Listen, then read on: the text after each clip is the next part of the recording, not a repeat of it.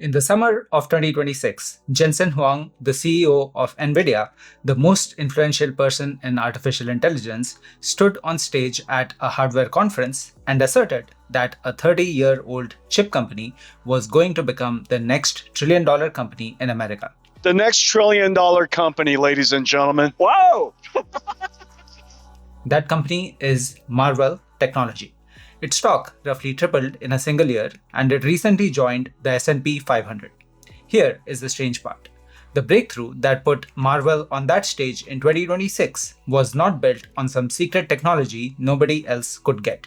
It was three people who had less money than a single year of a mid-level executive salary at their biggest rival. They were looking at parts everyone in the industry already had access to.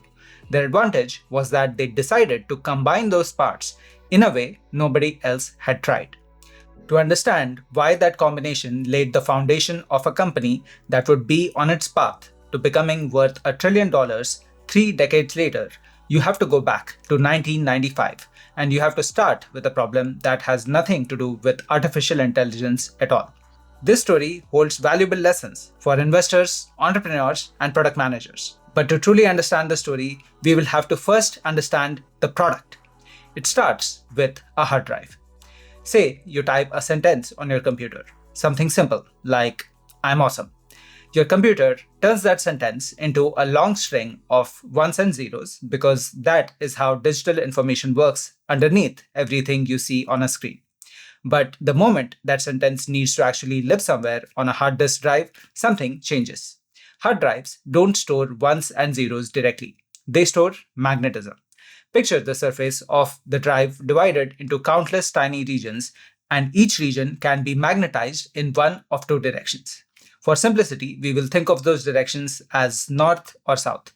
A pattern of digital bits gets translated into a pattern of magnetic regions, and that translation is not a clean one-to-one swap. A string like 1001 might end up being stored as something like south, north, south, south. The exact translation has technical reasons we don't need to get into here. What matters is that something written digitally has to be converted into something physically magnetic to store information and later converted back when someone wants to read that information. That second conversion, turning magnetism back into digital bits, runs through four physical stops. First, the magnetic platter itself, the spinning disk that holds the pattern. Second, the read head, a sensor that passes over the platter and turns the changing magnetic field into a faint electrical signal. Third, the read channel, a chip that takes that electrical signal and decodes it into clean digital bits. Fourth, the storage controller, which gathers those bits and hands them off to the rest of the computer. Now layer one more fact on top of that chain. In 1995, the density of information packed into those platters was doubling roughly every 18 months. The same square inch of disk that held 1 unit of data this year would hold 2 units of data a year and a half later. That sounds like good news, and in one sense it was. But it created a problem, because doubling the data packed into the same space only helps you if every other part that comes after the platter can also double in speed. The read head, the read channel, and the controller all needed to get roughly twice as fast just to keep pace with a platter that wasn't slowing down for anyone. That was the wall that the entire hard drive industry could see coming. The question was, which part of that chain would become the bottleneck first? The answer turned out to be the read channel, and to understand why, it helps to put this in terms of an analogy. Picture a subway station with two guards stationed a few hundred feet from the entrance in a secretive office far enough back that they don't get in anyone's way, and with a one-way glass so that they can keep watch on anybody entering the station. Everyone walking into the station that day is wearing either all red or all blue, standing in for the two magnetic directions on the platter, north and south. Both the guards have the same job.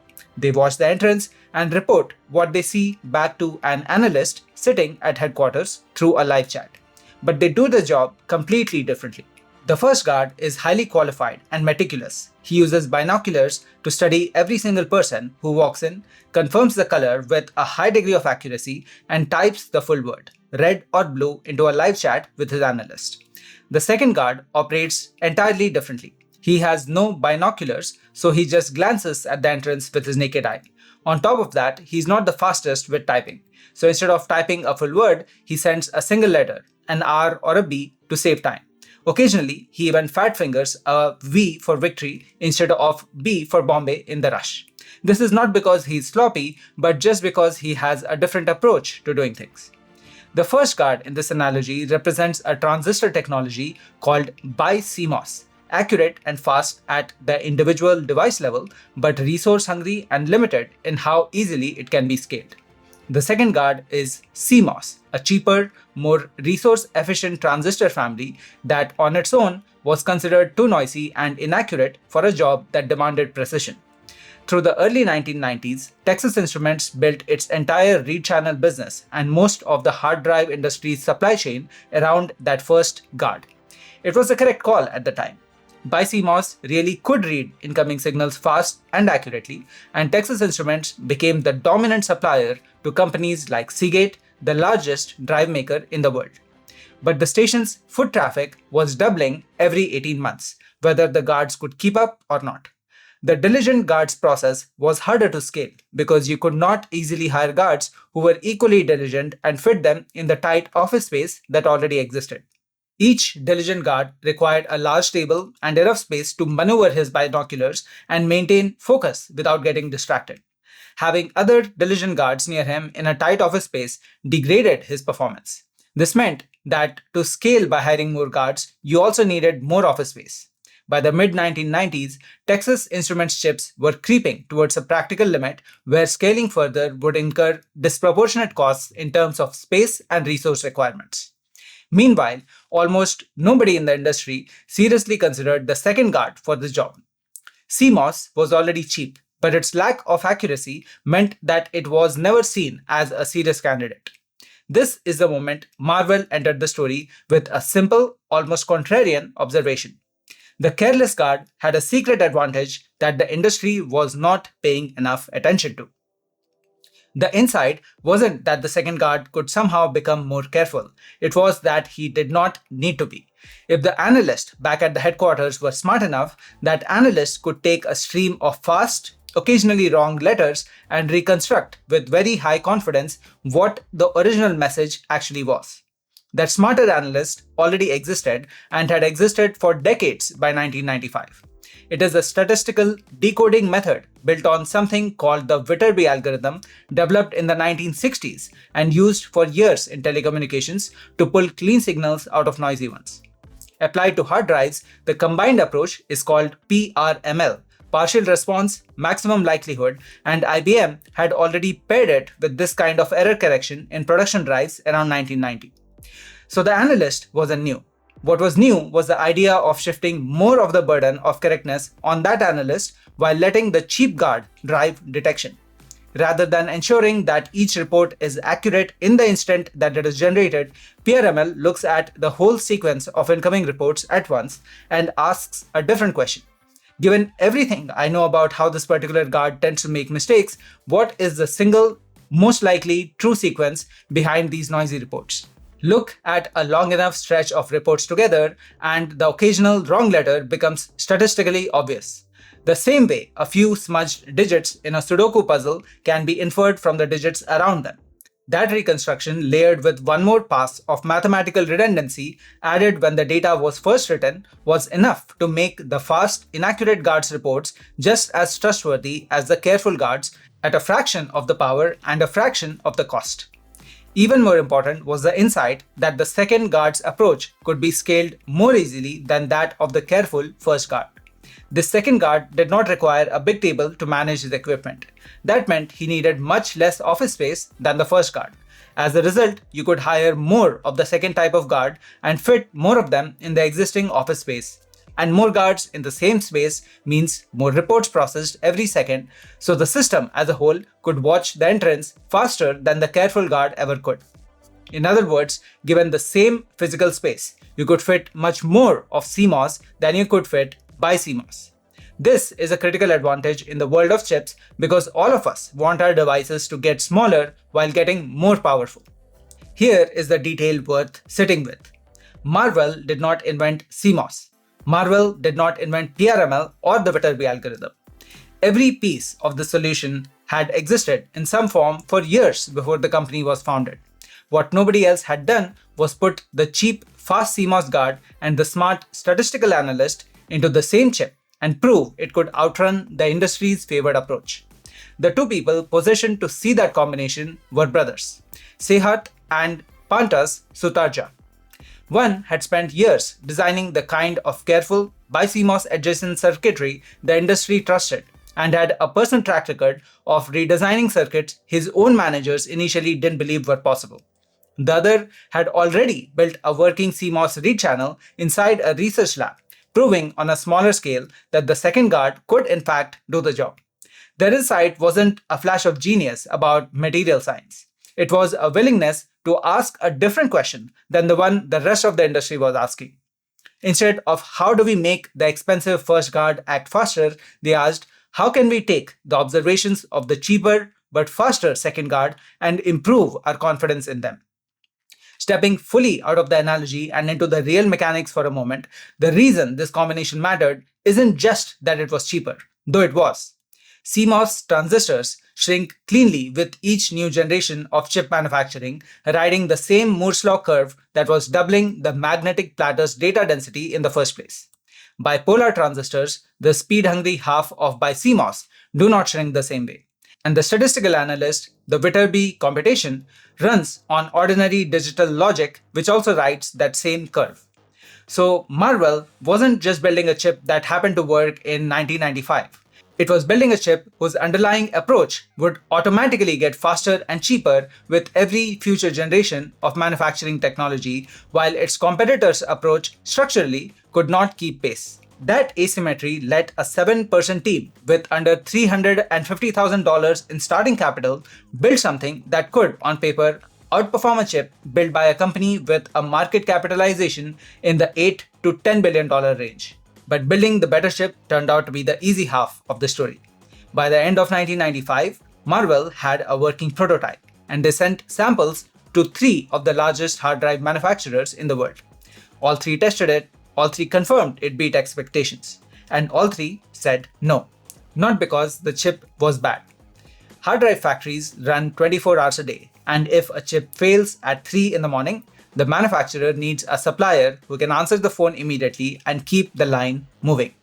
A 7-person company with no factory of its own and no track record could not credibly promise that kind of reliability, no matter how impressive its test results looked on paper.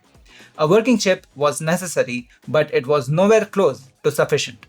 The Marvell team also spent real effort demonstrating the prototype at industry conferences, hoping engineering interest would translate into orders. It generated plenty of curiosity and not $1 of revenue because the engineers who get excited at a conference booth were not the people with the authority to approve an unproven new supplier. That bet on the conference circuit simply didn't pay off, and the company absorbed the loss only because nobody was drawing a salary and the burn rate stayed low enough to keep trying other paths. The path that worked was slower and far less glamorous. The company's third co-founder, Wei Dai, who handled business development, spent roughly a year and a half cold calling engineering contacts across every major drive maker she could reach. Eventually, she found Kenneth Burns, a research scientist at Seagate who happened to be personally stuck with a Texas Instruments chip that couldn't hit his team's next-generation speed targets. The distinction mattered enormously. Burns wasn't a procurement officer evaluating Marvell against a standardized supply risk checklist that a tiny startup would automatically fail. He was a technical evaluator who could judge the chip on its merits and choose to advocate for it internally, and his own frustration with the incumbent gave him a reason to take that risk. Burns gave Marvell a specific number: beat Texas Instruments chip by 20%, and Seagate would consider switching suppliers. The two technical co-founders, Sehat and Pantas, spent close to a year hitting that exact target, then sent the finished chip to Seagate before their own internal testing was even complete. Seagate ran it against the benchmark, got a clean result, and didn't just place a trial order. They began a transition away from Texas Instruments and increasingly adopted Marvell's solution. Inventing the chip, discovering the customer, and converting the sale turned out to be three completely different categories of problems, and the fourth one was still waiting. Even with Seagate's business secured, Marvell still needed someone to actually manufacture the chip, and that meant depending on a foundry in Taiwan called TSMC, which at the time was essentially the only company capable of producing a leading edge CMOS chip at the volumes Marvell needed. Orders from a startup with tiny order volumes relative to TSMC's biggest customers got deprioritized again and again whenever capacity ran tight. Pantas, the brother who had built IBM's earlier CMOS prototype, took the lead on this relationship personally, and he worked it on two tracks at once. The first was cultural: repeated visits to Taiwan, real attention to local business customs, and sustained relationship building became tools in his arsenal. The second was evidentiary. Once Seagate's orders existed, he had something more persuasive than charm: real growing demand he could point to as proof the relationship was worth prioritizing. Neither track alone would have closed the gap. The relationship building opened the door, and real orders from Seagate helped keep it open. None of this was a single bold bet. It was four separate, deliberately managed risks, solved in sequence by whichever member of the team was best positioned to solve that particular one. Once Seagate had qualified Marvell, the rest of the industry moved fast, because hard drive manufacturing in the 1990s had only a handful of major players who watched each other's supply decisions closely. Samsung called soon after. Then Western Digital followed. Marvell's share of the disk drive chip market grew from roughly 2 to 3% in 1998 to 11% by 1999. Texas Instruments, despite every resource advantage, exited the read channel business entirely by 2000. That same year, Marvell completed its initial public offering on the Nasdaq, raising $90 million while already profitable. But that's not it. By the early 2000s, the company became the dominant supplier of read channel chips, accounting for nearly 90% of major brand hard drives. Four things from this story are worth carrying with you, and they build on each other in order. The first is that you must understand the difference between invention and discovery and adjust your mental expectations based on what you're pursuing at any given point in time. Invention is about building something, and it comes with clarity about an end goal. You start with a map, a schematic, or a mental picture of what you're trying to build. The emotional frustration and the work involved is in figuring out how you would put the different pieces together to make it work. Discovery, on the other hand, is about finding something that is unknown. You may have a directional sense of where to look, but you don't necessarily know what you're going to find or what it looks like. These two pursuits come with different emotional challenges, even if they are often intertwined. In Marvell's story, building the read channel chip had a relatively clear finish line. It either worked or it didn't, and Marvell could test that in the lab with no ambiguity. But discovering the right customer had no clear definition. The team had to explore multiple methods like conferences and cold calling and speak with people across different roles over an extended period of time before they found Kenneth Burns at Seagate. Going into that search, nobody could specify in advance what this person's job title would be, what would make him personally willing to take a career risk on an unproven vendor, or whether anyone like him even existed within reach. That makes the search for a first customer genuinely probabilistic in a way that building the product is not. And the honest lesson isn't that persistence guarantees you'll eventually find your Burns. It's that persistence is what buys you enough chances to be there if one ever appears, with no guarantee attached. The second lesson follows directly from how that search ended. What actually closed Seagate wasn't a relationship or a compelling pitch. It was a number Marvell could be measured against in a lab with a clean yes or no answer at the end. That is a fundamentally different kind of selling than convincing someone to trust a story, which is what most software or anything that depends on user habit and social proof ultimately requires. A product whose performance is objectively provable doesn't need to win over each new customer from scratch the way a belief-dependent product does. Once proven, it stays proven, which is exactly why one win at Seagate did most of the work of converting Samsung and Western Digital almost automatically. If you are building a product, ask yourself if your customers have an objective way of establishing how it measures against alternatives. Depending on the answer, the way you pitch it to customers will need to be different. The third lesson is the uncomfortable one for the giant in this story. Texas Instruments had vastly more engineers, capital, and manufacturing relationships than the 7-person Marvell team. And once Marvell's approach was demonstrably working, Texas Instruments had every resource it needed to copy it. It didn't, and within 5 years, it was forced to exit the category entirely. The honest explanation has nothing to do with talent.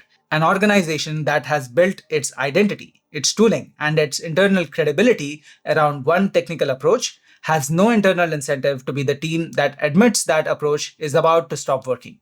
That is worth remembering anytime someone asks why a well-researched competitor doesn't simply do what a smaller challenger is doing. The answer is rarely that they can't. More often than not, the answer is that individuals within larger organizations typically do not have the incentive to act in ways that entrepreneurs can. Operating within an organization can often prevent you from taking the kind of industry-level strategic view that an entrepreneur can. The fourth lesson ties the whole arc together, and it's the one most retellings get backwards. The hardest sounding problem, building a working chip out of a transistor type everyone else had already dismissed, was the problem Marvell solved fastest. What nearly killed the company was everything that came after. Roughly 2 years to discover the right customer profile, customizing and improving the product to close the sale, and a separate, unglamorous fight to get a foundry on the other side of the world to manufacture the thing on schedule. Technical risk, customer discovery risk, sales risk, and manufacturing risk are structurally different problems, and being excellent at solving one of them buys you no progress at all on the others.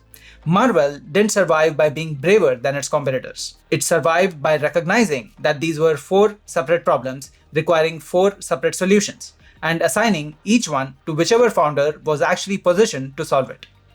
Thank you for watching this video. I will see you next time.